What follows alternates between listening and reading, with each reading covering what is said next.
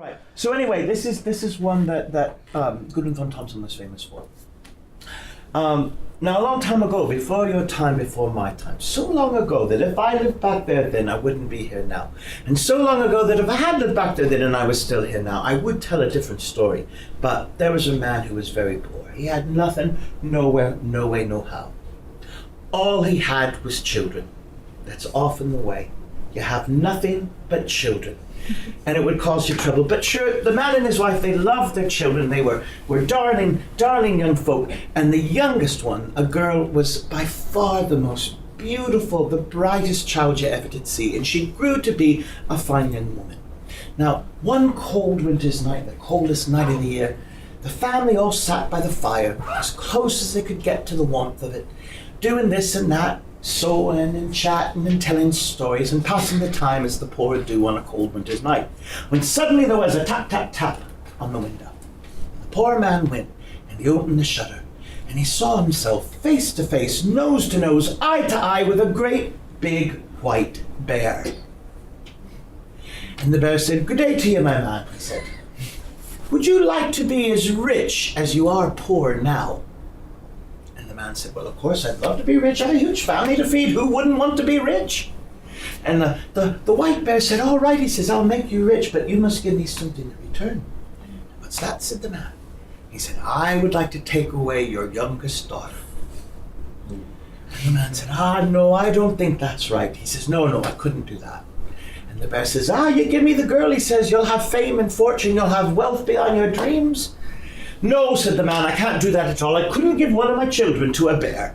It just doesn't seem right." And the white bear said, "Well, I'll tell you what," he says, "I'll come back in a week and I'll ask you again when 7 nights have passed." And he said, "Good day to him." And away the bear went. Well, a week went by, but the young girl, she'd heard and seen all that had happened, and she got to thinking and wondering. And she thought that it was time to go out and see the world. It was awful pokey and crowded in a house full of children, all grown up now, but even so they were poor. They had to stay together. And she thought it was only right that her father and mother had worked so hard bringing her up. Sure, why shouldn't they have something back? And so, as the week came to an end, the young girl, she washed all her clothes. They were nothing but rags, but she made them look as best and tidy as she could. And she packed a wee bag of those things that were dearest to her, a wee little satchel. And when the day came, to her father's amazement, when there was a tap, tap, tap at the window, she stood up and said, "I'm ready to go." And her mother and father looked at her and said, "Do you really wish to go with this great white bear?" She said, "I do." And the great white bear said, "Do you really and truly come of your own free will?" And she held her head high and she said, "I do that. I do come freely and willingly." "Well, if you're brave enough and if you're strong enough," said the big white bear, "climb up on my back and I'll take you away." Well, she was big enough and she was strong enough, and she climbed up on the back of the great white bear. And the bear turned around and faced the wind, and they traveled through the ice and the snow, over mountains and through valleys and over rivers and across plains and through the snow and the ice until they came to a great white mountain of snow. When they came to the white mountain, the bear reached out and he cleared a bit of snow away, and there was a door in the side of the mountain. And he gave it a tap with his paw, and it opened up all of its own accord. And the bear and the girl went into the white mountain. And inside was a place more beautiful than you could tell me, more beautiful than I could tell you, more wondrous than you could tell me, more wondrous than I could tell you.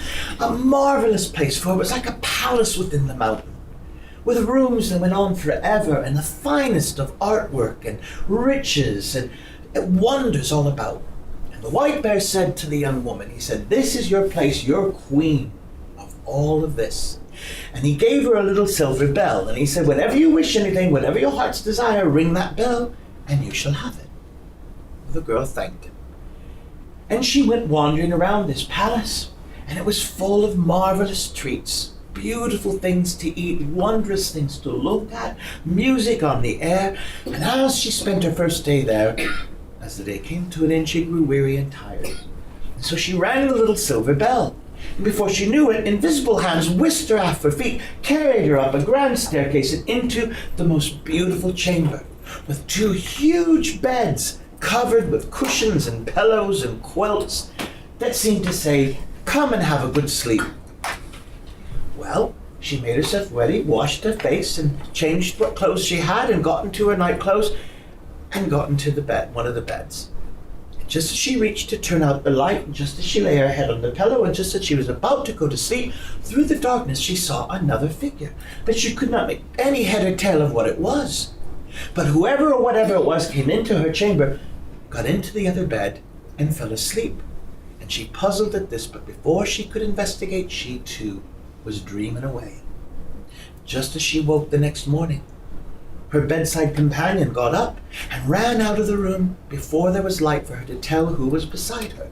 And she wondered again what had happened, what was going on. Well, the next day she looked all through the palace. She looked to see who could it be that shared her room. The youngest of a big family, she was used to that, but at least she knew which brother or sister was in the place she was. But there was no one else in the palace she could see, just the big white bear, who would come and meet her at dinner time, and they would have pleasant conversation, and he was as polite as could be for a big white bear. But there was no answer to who had been to her room that night. And yet the second night when she went to bed, as soon as she climbed into the bed and blew out the light and lay down her head on the pillow, just as she was about to sleep, again a shadow crept into the room, climbed into the second bed, and fell asleep just as she did. And this happened again and again and again. Now she was a good girl, and she began to wonder who was it she was sleeping with, because a girl always likes to know. She began to puzzle. She thought, what if it's a demon or a devil or a witch or a troll? She thought, what if it's some wild animal? Or what if it's a wicked man? Well, it began to bother her so that all the joys and pleasures of the palace couldn't distract her and brought no smile to her face. And the big white bear, her only companion, could see that she was troubled. And he asked her, what ails you? And she sighed and she cried and she wouldn't say, but he said, look, he says, you must believe me. I have only your best interest at heart. Please abide in this place. He said, don't worry yourself. Don't be distressed. If you stay by me and trust me, all will go well. Well, she wanted to trust the great white bear. He seemed very kind, very good. But it was all so strange for a girl like her. And night after night, the stranger came to her room, and she just couldn't bear to stay there, not knowing who it was. And so one night, curiosity overcame her, and she kept her eyes open and wide. And when she could hear her companion was fast asleep, she lit a candle and held it up above the bed beside her own. And she saw lying in the bed a prince, a young man, more handsome, more gorgeous than you could tell me or I could tell you. And she gasped at his beauty. And he was one of those men that was so gorgeous you just wanted to kiss him. And so she leaned over to do that. But as she bent over with the candle to kiss him, 3 drops of candle wax melted down the side of the candle. 3 drops of wax dripped down upon the sleeping prince and stained his white linen sleeping shirt and woke him with a start. And he cried out, what have you done? He said, what have you done, my foolish maiden? He said, if you had only but trusted me and lay there asleep for a year and a day when I came each night, the spell would be broken and we would know happiness and joy. But now I must leave. She said, what do you mean? What is this? What's the meaning of this? Who are you? He said, I am the great white bear. A wicked witch put a spell on me. And now you've put me in her power. Now, a year and a day from this night, I must choose a wife from her or all her people. I must go to her place, for I've lost the right because of you to stay in this world and win my freedom. But where do you go? She said, let me come with you. He said, you cannot do that. He said, I must go to the witch's castle. And it lies east of the sun and west of the moon, and no one has ever found that place. You cannot come with me. She said, well, if I may not come with you, do I at least have leave to go of my own free will? Can I not at least try to find this place? He says, you've the right to find it if you can, but I think you cannot, said the bear. And in a year's time, I will be wed to a monster, all because of you. And the white bear disappeared, and the girl found herself sitting in a green glen in a dark forest, The palace, the white mountain, everything gone. Well, she wept and she cried for a bit and she sniffled, but she dried her eyes. She found herself back in her rags, with the little satchel beside her, and she picked it up and determined to find the castle of the witch, the place that was east of the sun and west of the moon. Well, she didn't know which way to go, east, west, north, south. East of the sun and west of the moon could be in any of those places, so she just followed her nose, and she walked and she walked and she walked and she walked, and everyone she met, she said the same thing. Do you know where I can find the castle that's east of the sun and west of the moon? But no one could help her, until at last one day she came to a house, and this was the house of the east wind. And when she knocked upon the door, the east wind came out, and when she said, "Please, sir, can you tell me, where is the castle east of the sun and west of the moon?" And he said, "Oh, I haven't a clue, my girl," he said. "I've heard of this place, but I've never been big enough or strong enough to blow so far. But I'll tell you what," he said. "My brother, the west wind, he's bigger and stronger than I. I'll take it to him. Maybe he can help you find this place." So he gave her something to sip and something to sup, and they had their dinner together, and then he gave her a good bed for the night. And the next day, he said, "Climb up on my back." And she climbed up on the back of the east wind. And he blew, and together they flew across the world to the house of his brother, the west wind.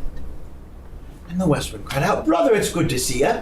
What brings you to this side of my realm?" And the east wind said, "I've got a fine young woman here. She's looking for the castle that's east of the sun and west of the moon. Do you know where it is?" And the west wind said, "Nah, I couldn't help her at all. I've traveled this world a long time, but I've never been big enough or strong enough to blow myself there. But I'll tell you what, as you say, she's such a good, fine young woman, I'll help her out. Tomorrow I'll take her to our brother, the south wind. Surely he'll know the way to this place." And so the three sat down to a good supper. They had their sip and their sup, and they gave her a good bed for the night, and the east wind blew home, and the next morning the west wind said, "Climb on my back. We'll see if I can help you." So away they went. They flew through the air, right to the house of the south wind. The south wind came out and said, "Good evening to your brother. What brings you so far to me?" And he said, "I have a fine young woman here. She's looking for the castle that's east of the sun and west of the moon. Do you know the way there? For my brother, the east wind, and I, we could not help her." The south wind said, No, I'm no use to her." He said, "I've never been able to blow myself that far. But I'll tell you what, she seems a fine young woman, and if you brought her here, she's good company. So I'll help her out. I'll take her to our brother, the north wind. He's the oldest and the strongest of us all. We'll see if he can help." So again they had a fine supper. And then the west wind blew himself home, and the south wind made sure the girl had a good place for the night. And the next day he said, "Climb on my back," and away we go. Well, they flew and they flew as he blew and he blew, until at last they came to the house of the north wind. Now the north wind is a great big gruff old fella, always bad-tempered, as well you know, living in these parts. And when he came out, he roared and shouted, "Why do you bother me, brother? What did you come all this way for?" And the south wind said, "Now don't bite my head off. It's about time you had a bit of company, and it's about time you did a bit of good to the world." He said, "There's a young woman here who's a right decent one, and she's looking for the castle that's east of the sun and west of the moon. Do you know how to get there?" The north wind let out a roar. He said, "Well, once I went so far," he said, "I blew a little dry leaf that fell from a birch tree, and it took so much puff out of me, I could barely move or blow or fly for 3 days after that. But I know where it is. If she's brave enough and strong enough, I'll take her there." Well, the girl said she was brave and she was strong and wanted to go right there and then, for the year was nearly up. She'd been traveling so long. But the north wind said, No, it's so far from here, we'll need a full day. You stay the night in my place, and if you can abide the frost and the cold, I'll take you tomorrow." Well, that night she shivered and she shook in the house of the north wind, and the next morning she was still there and willing and waiting to get on his back, and up she climbed. And he puffed and he blew and he blew and he blew and he puffed, and he took to the air, and away they went to find the place east of the sun and west of the moon. Well, as they were flying, his puff wore out and he started to fall down, and the tops of the trees began to tangle and twine and pull him down. But he caught his breath again and lifted himself up. And he said to the girl in the back, "There now," he says, "did you show any fear? Did you show any fright? Have I scared you at all with that?" She said, "No, I'm not scared. I'm not afraid. You go on." So on they went. And as he sailed over the ocean, flying above the wave again, he lost his puff. And he fell down and down so that the frosty white waves reached up and doused them and drowned them and nearly shook them off. But he found his breath again and took up to the sky. He said, "There now," he said, "did that scare you? Did that frighten you? Are you ready to give up?" She said, "No, I'm not scared. I'm not frightened. You go on your way." So again he flew and he blew and he blew and he flew until he came to a land of high cliffs rising high above the ocean. And there was such puff in him, he thought he would fall, he thought he would crash, he thought he'd never reach the top. She says, "Yeah, go on." She says, "I'm not frightened, I'm not scared, neither you should be. Take me up there." And so he managed to climb up and land her right there at the top of the cliffs in the land that was east of the sun and west of the moon. And so worn out was the north wind that he sat there for 3 days and 3 nights, and another 3 days and 3 nights before he was able to blow himself back home. Well, the princess, or the young woman, she went off looking about, and she found herself in a dark, dark wood. And just as the sun went down and the moon came up, the most horrible sight met her eyes. For up out of the ground came a host of trolls and serpents and dragons and demons and witches and monsters, all roaring and raging, looking like they were ready to tear her to bits. But she wasn't frightened. She wasn't scared. She stood up and faced them and said, "What's all that noise about? What have you come here for?" And they laughed and they hooted. And all that horrible crowd said, "Well, you're not from here if you're asking that question. Today's the day that the prince will finally choose his wife. And we're all waiting for our turn to see which one of them gets to marry him." And she said, "How is it he's going to choose from the lot of you?" For she said, "You're such a fine, grand-looking bunch." And she looked over these hideous creatures, buttering them up like. And they said, "Well, the one who gets to marry the prince, the one he'll choose is the one who can clean his shirt, for he's a fine white linen shirt that's spoiled, that's stained with 3 drops of wax from a candle. And the one who washes it clean will get to be his wife." "Oh, is that so?" she says. "Well, that sounds like great sport. Can I watch and see what happens?" And they said, "Sure, go on." And so she stood in the shadows and she watched these monsters drag a great big cauldron of boiling water. And then the witch came down, leading the prince at the end of a chain, dragging him with her. And he hung his head in sorrow and in horror. But when he lifted his head up, he caught hold of the girl that he thought would never find the way to the land east of the sun and west of the moon, and his face went pale at the thought of what would become of her amidst these monsters. But she didn't turn pale, for she wasn't afraid and she wasn't scared, and she watched and she waited to see what her chance was. And the witch whipped out the shirt with the 3 stains of candle wax, and she was sure she'd be the one to wash it clean and win the prince. But when she dipped it into the cauldron of water and she scrubbed it and she rubbed it and she wiped it and she cleaned it, well, when she pulled it out, the spots were bigger and darker than ever before. And all the other creatures laughed and said, "You missed your chance, let us have a go." So one after another tried to wash the prince's shirt. Troll maidens and she-dragons and serpents and demons and devils of all kinds. But all they did was make it blacker and dirtier and slimier than ever before. When the prince saw that, he laughed, for he found his courage. And he said, "Well," he says, "I think not much of your powers at all, that you can't clean a shirt at all. And there in the corner is a little beggar girl. I bet she could do a better job than you." And the monsters all roared and they laughed, and the witch said, "Let her try, and if she fails, we'll eat her for breakfast." The girl went up and she took the shirt, and she dipped it into the cauldron. And with barely a wipe or a rub or a scrub, she lifted it out, and it was as white and blazing and dazzling as the day had been made, with not a stain upon it. And the prince cried out, There's the true love for me, and there's my wife to be. Well, the monsters let out a roar, ready to rip the two of them to bits. But they took not 3 steps towards him, nor 3 steps back, when there was a clap of thunder and a flash of lightning, and when the mist cleared, the prince and the maiden saw that they had all turned into a circle of stone. And so they became, and so they stayed, with that circle standing there to this day. The prince and his princess, though, they left that land and went to his own, where they lived in happiness and joy, far away from the circle in the middle of the land that's east of the sun and west of the moon.